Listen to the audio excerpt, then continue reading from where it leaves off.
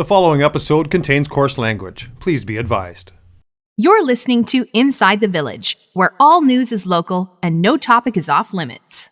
So help me, Bob, it's bully in the alley. Hey, bully in the alley. So help me, Bob. Welcome back to Inside the Village, alongside Michael Friscoletti, Editor-in-Chief here at Village Media. I'm Scott Sexsmith. It is so good to be back. We've been on hiatus for a couple of weeks. I know, we keep trying to do this once a week, and then the summer just keeps getting away on us. I don't know what's going on, but we're going to get back to once a week. Yeah, you know what? I think everybody kind of gets a pass in the summer. You know, people are on holidays. It's hard to secure guests. Yes. People probably want a break from us. You don't get off the golf course. Well, there's that. Yeah. And that season, sadly, is winding down. Anyway, we're back, and you're right. We will be making every effort to do this every Wednesday. So how you been? I've been good, brother. You know, we're in the middle of a move, so I've packed up all my things, including my clippers. So I can't seem to find where they are. So this beard might be ZZ Top style by the time we move. It's crazy the length that I know. Like it's filling out like it's crazy. Out of control. It's out of control. I'm not doing it on purpose, but I don't have any other option. We could find you another set of clippers if you know. Yeah, well, maybe Derek. Derek might probably has a nice set. He's got a good beard too. Yeah, I would think so. You guys should have a conversation. All right, let's fire this thing up again. The first word to Frisco. Again, the editorial and reporting staff across the Village Media Network doing some phenomenal work. Yeah, and sadly, yesterday was one of those examples. Sunday, the whole province was reading about the tragic death of 6 young people in Barrie, died in a car accident. Just horrible things, horrible situation going on there. And our team in Barrie today is doing what they do best in difficult times, doing great journalism, telling the stories of some of these young people who passed away, trying to understand what happened, gathering all the facts. And they've been an important source for people in the community to turn to. I know I've read all their coverage, you know, every piece, every word they've written on it so far. And it's those moments when things go really bad and there's terrible tragedies that you really see how important journalism, especially local journalism, is, because people in the community are looking for accurate information, looking to hear the stories of these people, and they're turning to Barrie today for that. And this is the kind of situation that rocks an entire community, an entire city. And I know that the staff in Barrie are doing everything that they can to make sure that the events are reported accurately and efficiently. And that's what you really look to, right? And that's, you know, I'm biased, of course. These are our sites, but we do amazing local journalism, and it's in times like this, like I said, where you hate to use the word shine, but you really do shine. You really see the work they're doing and how important it is. And it just, you really see how people in the community, they now are saying, okay, I need to know information, and they know where to turn for it. And that's what we do. It's just an awful tragedy, Frisco, and I can't imagine what the families of those 6 kids are going through. Terrible stuff. We will continue to follow it, though, on Barrie today. Okay, interesting story out of Cambridge and the mayor. What on earth is going on? Yeah, this is another great example. Now there's municipal election time. It's another great example where journalism, especially local journalism, really shines. And Doug Coxon, our editor in Cambridge, has been looking into the mayor there and where she lives. Right. She lives, and she's admitted that she lives outside of the city boundaries in a town nearby. And you have to live within city limits, right? Or rent or lease? You have to live in the city, yep. Or, and this is all for Ontario, or you have to rent or lease a space in town. And the mayor there has always leased a space in town, and it gets vetted by the elections officials there, and it's approved. This year, her nomination listed an office, in a chiropractor's office in a medical building. So Doug took a closer look at that office, and when he went there, nobody there had ever heard of her and didn't know that she was there. Talked to the owner of the building. He said, there's nobody by that name who leases a space here. And if there's a sublease, it's not allowed, because we're not allowed to do subleases. Right. So the chiropractor who leases out that space has told Doug that, yes, I have some subleases, but I'm not going to tell you who they are. So a lot of questions raised about it, right? And of course, the community there's people in the community have a lot of questions saying, like, is she actually using the space, or is it just a piece of paper? Is it just a receipt that she has for this? And so a big story out in Cambridge, and Doug's laid it all out there for people to read, and they can make their own conclusions on it. And not the only mayor that's in the news on this episode of ITV. More on that coming up in a couple of minutes. And lastly, just a real feel good story out of Sault Ste. Marie on Sioux today about the new equipment manager for the Sioux Greyhounds. This has to be one of my favorite stories of the week, right? The Hounds put out a press release that said, "We've named Nike Simpson the new equipment manager." And of course, the first thing you think is, wait a minute, their new equipment manager is named Nike? So of course, Brad Cochamilio, our great Greyhounds reporter up here, got on the story, talked to the equipment manager about how he got his name. Apparently his dad was a marathon runner for a long time, was either going to name his son Nike or Brooks. And I don't know if Brooks even exists anymore. I don't think they do. No, they do. But thankfully, luckily for him, he went with Nike. So, like you said, a funny story, good nature. The guy was great about it. Talked about how he got that name and just how excited he is to now have a chance to be in the OHL doing his job. Yeah. So, Nike Simpson, best name in equipment managing for sure. If that kid can't get free swag, nobody can get free swag. I know, and 100%. It sure is a good thing his dad didn't wear Adidas. All right, the first word to Frisco. ITV Inside the Village returns with an interesting story out of Peterborough and the mayor of Peterborough. That's next on Inside the Village.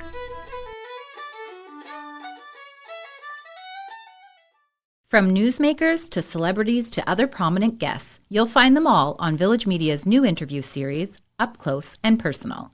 Join host Scott Sexsmith as he goes one-on-one with well-known Canadians to hear their story. Up Close and Personal. Look for it on your favorite Village Media website across Ontario.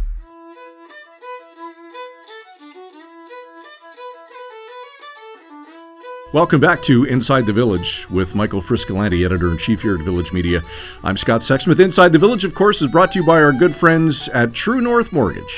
True North Mortgage, where you'll get great advice and save a pile of cash. TrueNorthMortgage.ca. All right, the mayor of Peterborough, the last couple of weeks, has been in the news for a tweet that she sent out.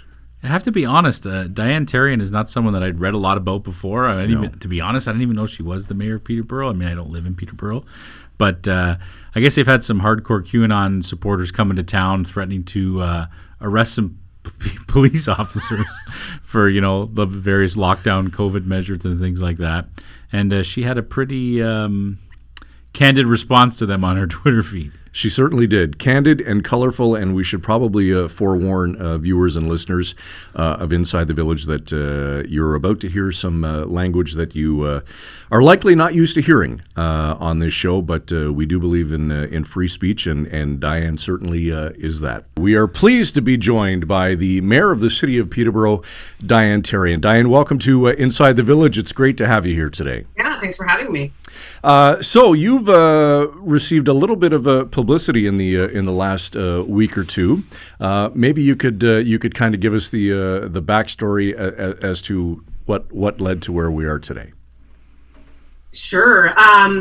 So there's been, we've been dealing with a global pandemic for over 2 years now, and in the city of Peterborough, we've seen specifically sort of an arising of like the really right-wing anti-government, anti-mandate kind of everything, which has been very, very, very weird.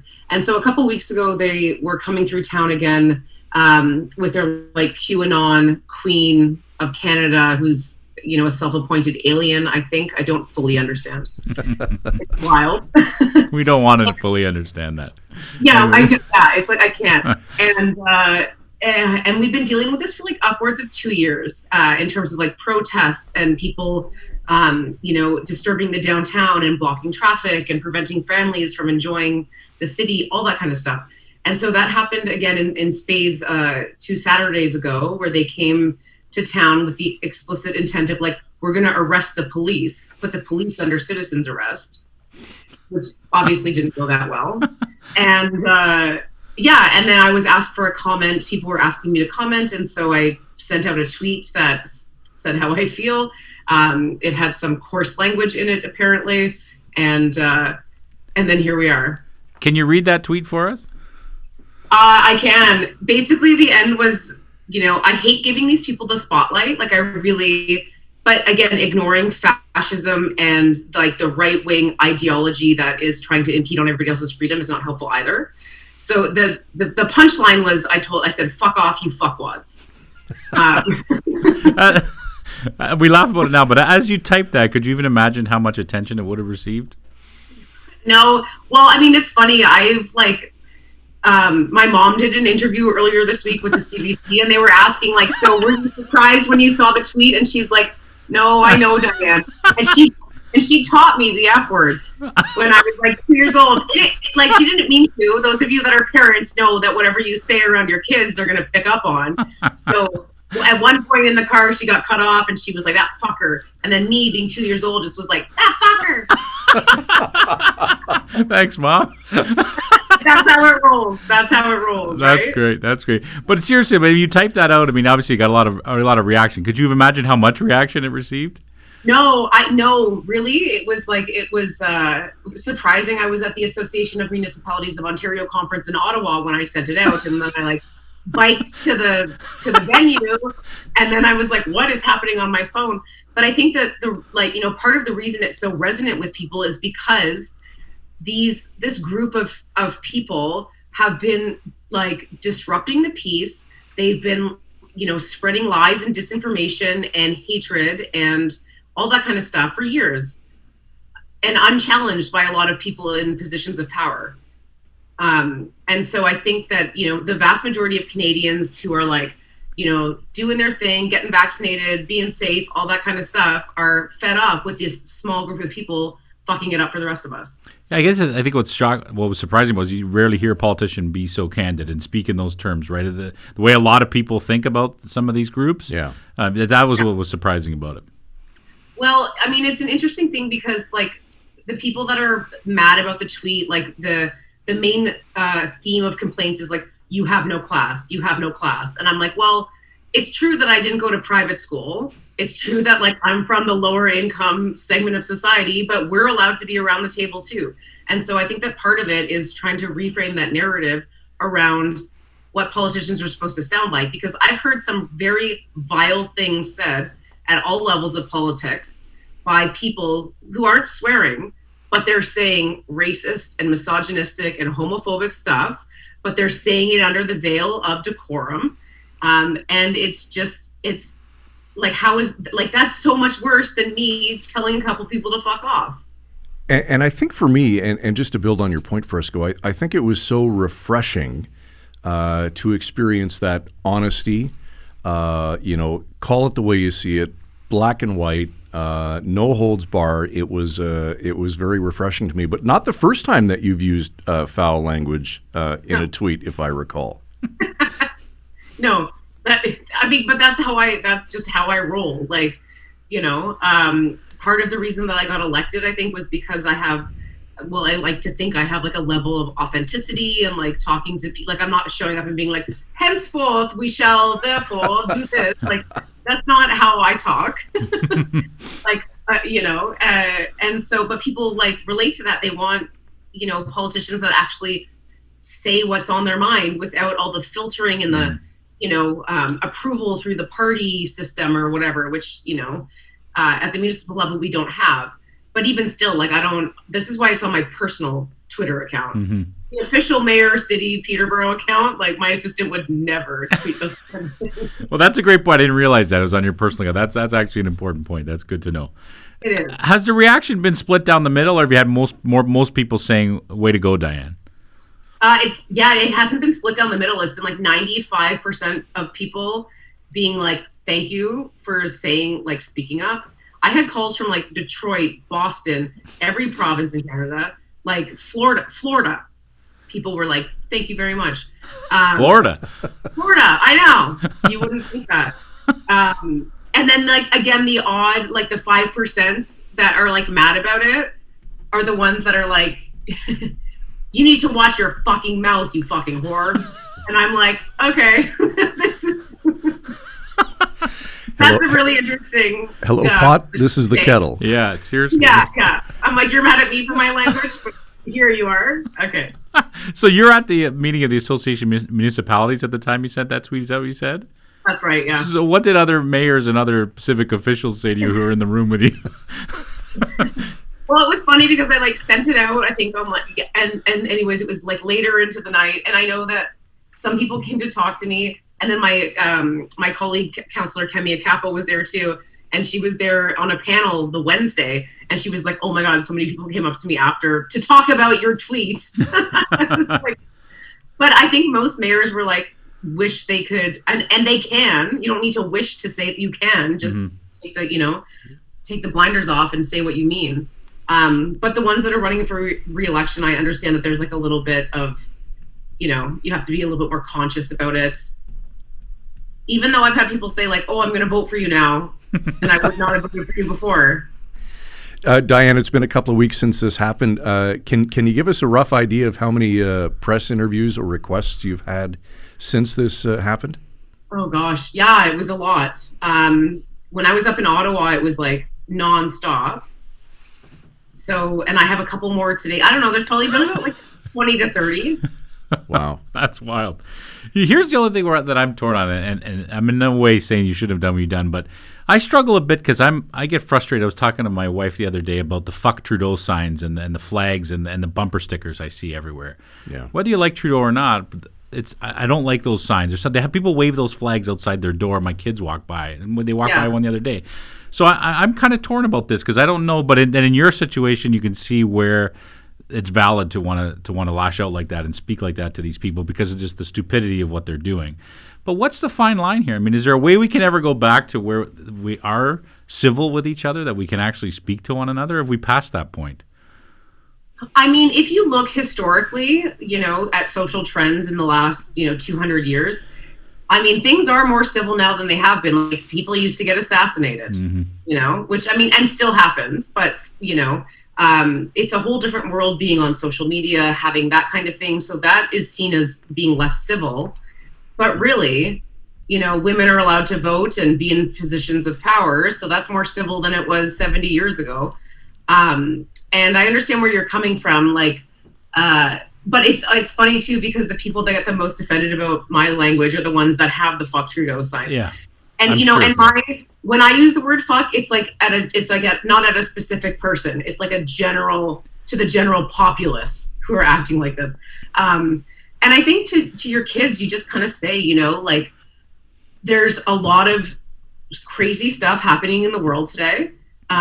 This is just one word. It's a 4-letter word that we assign and attribute meaning to, which makes it, seem like it's a bad word. But you can use swearing effectively when you need to. Mm-hmm. So, Diane, you're not running for re-election? That's correct. How come? Oh gosh, don't have the time. Yes, we do. It just seems everyone's like, wow, I really like this lady. I like that she speaks up for herself and she's speaking the truth. And now she's not going to be the mayor anymore. Well, yeah. I mean, when I ran 4 years ago for mayor, like, I didn't foresee a global pandemic and like the housing and opioid crisis wasn't so pronounced. But there's also a lot of stuff at City Hall. The 3 progressive women on Peterborough City Council, none of us are running again. Oh. So that says something about the culture at City Hall and the culture at Council, that the 3 progressive women, the other 2 just did 1 term and they're like out of here. So what? Oh, sorry, go ahead. Yeah, anyway, so it's a bigger conversation about like the misogyny and the sexism and the ageism that some of us deal with. And just the fact that the role of a municipal politician has changed so much. I don't know what it's like in Sault Ste. Marie, but like in Peterborough, our councillors are ostensibly part-time. They've been part-time since the 80s when the city was, a quarter of the size that it is. Yeah. And so now you have people that are, the constituents think that they're 24/7, but most of them have other jobs because they need to pay the bills. Mm-hmm. So it's just a very weird time to be in municipal politics. And then when you have everything being downloaded from the feds and then trying to deal with the Ford government at the province where they're just cutting everything and making everything worse. It's not easy. So what's next for you then? Or maybe you'll just tweet about it and we'll find out. Yeah, you tweet about it. Yeah, I'm going to do a little bit of traveling. I'm going out to BC for a little bit, which will be fun. And and then we'll see. Maybe I'll come to Soo. Maybe I'll come to the Soo. There you go. Diane, one of the great byproducts that came out of this, I was watching the Dean Blundell podcast several days ago, and I guess there's a T-shirt fundraiser that Dean is helping you put together. Maybe you can speak to that and tell us about it, and more importantly, how people can get the T-shirts and support the cause. Yeah, sure. So it was funny that like last week was such a whirlwind when all this went down, and Dean Blundell wanted me to go on the show, and who I listened to as a teen, like all the time. It was like a weird childhood dream coming true. And I had a few people say, "Oh, you should make T-shirts." And so Dean and his and Lachlan and their little team, they have a merch company, and so they were like, "Okay, we'll make the T-shirts and we'll donate the proceeds to a charity of your choice." So, which is awesome. So there's a really fantastic group. This is the thing too. Like there's a lot of places in Peterborough I'd love to donate the money, but it's like considering it's coming from the sales of a shirt that says "fuck off, you fuckwads." I was like, there's gonna be some charities that can't. The board of directors is gonna not be happy with that. And so I reached out to the Peterborough AIDS Resource Network, PARN, who are political just by existing. Like they started existing back in the 90s to help people with HIV and intravenous drug users and like the most marginalized folks. So they're political just by existing. So I called them and I said, can we send the proceeds to you? And they were like, yeah, fuck yeah. That could be another T-shirt. I was going to ask you for their. Yeah, so the last update I got, it was like over $2,500 already, which is great. Amazing. So where do we get these T-shirts? How do you order them? So they're on the Dean Blundell like merch website. Mm-hmm. Apparently, there's also like a bunch of like counterfeit ones being sold now too. I'm like using the image on my Instagram, my selfie. I'm like, oh my god, you've made it when. But if you actually want the proceeds to go to charity, buy it from the Dean Blundell website. That's amazing. The other ones are made by QAnon, probably. I shouldn't laugh. It's a wild story. It's great meeting you, Diane. Is there anything about this experience that we didn't ask you about that you want to get across, or that's a good memory? I think it's just, again, like the big piece that I'm trying to leave here, and the whole time that I've been in politics, the 8 years that I've been on city council, is trying to change the narrative around like who belongs in politics and who like deserves to be in politics. Because people, I've been told the whole time, you're not going to win, you don't deserve it, you're not from here, you wait your turn, all those things. And so my whole goal has been to try to make municipal politics cool for young people, which I used to be one, but I am increasingly not. But people will tell you, that it's not your turn, that you can't do it, but that's bullshit. It is your turn and you can. And there's a municipal election coming up in October, and you don't need to be the candidate, but if you can volunteer in whatever way to support a candidate, whether it's making phone calls, doing social media, putting signs in lawns, fundraising, spreadsheets, cooking, baking cookies for the team. Like any talent that you have, you can put towards helping a good progressive candidate get elected wherever you live. Well, Diane, I think it's safe to say that thank you for saying what many of us have thought, but maybe didn't have the courage to say on the platform that you did. You're a breath of fresh air, if nothing else. And best of luck. It's too bad that you're not running again. It would be interesting to follow you for the next 4 years to see. Yeah. I'm sure you wouldn't disappoint. That's for sure. I would not. Yeah. You probably would have fucking crushed it. Diane Therrien, the outgoing mayor of the city of Peterborough. Thanks for doing this today. Thanks, gentlemen. Great. Appreciate it. Thank you. Thank you, Diane. That was great. She had my heart, very nearly. For the latest in in-depth features and enterprise journalism from your local writers at Village Media, be sure to check out The Big Read. The Big Read. It's the full story behind the headlines. Look for The Big Read on your favorite Village Media website across Ontario.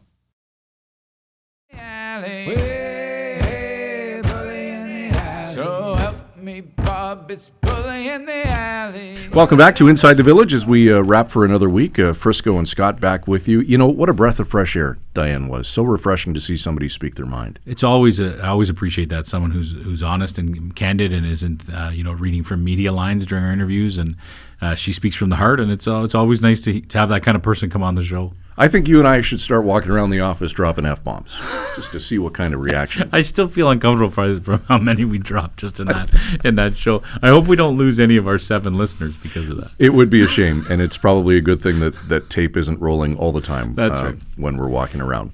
All right. You wanted to give a shout-out to somebody before we go? Yeah, speaking of listeners, I just want to say hi to Gino Pastorero, my old friend from the Sioux who now lives in Sudbury. Honest story, he stopped me on the street a couple weeks ago. He's visiting family back home and said, I love your show. I listen to it all the time. And, to be honest, I didn't believe him. But then he started listing every episode. I really liked this guest. I really liked this expert you had on. I really liked it. And I was like, Gino, you really listen to them all? He goes, honestly, I listened to them in my car. I was driving with my mom the other day. We had it on. My aunt listened to it. And he goes, I've even got some of my teacher friends hooked on the show. So that's terrific. I've known him a long time. He seems like an honest guy. So I'm going to believe him. So shout out to Gino and Gino Pastorero in Sudbury and all our listeners that he's getting on board over there. Absolutely. Full props to Gino. Maybe we should follow Diane's lead and get T-shirts. Yeah, for sure. 100%. I don't know what we'd put on them. Yeah, we'd have to think of something that's a little more... maybe we can hire her as a creative consultant for our T-shirts. Well, she's going to be looking for work soon, so that's maybe. Right. All right, Inside the Village brought to you by True North Mortgage, truenorthmortgage.ca, where you'll get great advice and save a pile of cash. We'll be back again next week. In the meantime, you can check us out at insidethevillage.ca. You can also find us wherever you get your favorite podcasts, and of course across the Village Media Network. For Michael Friscoletti, I'm Scott Sexsmith. We'll talk to you next week. You've been listening to Inside the Village.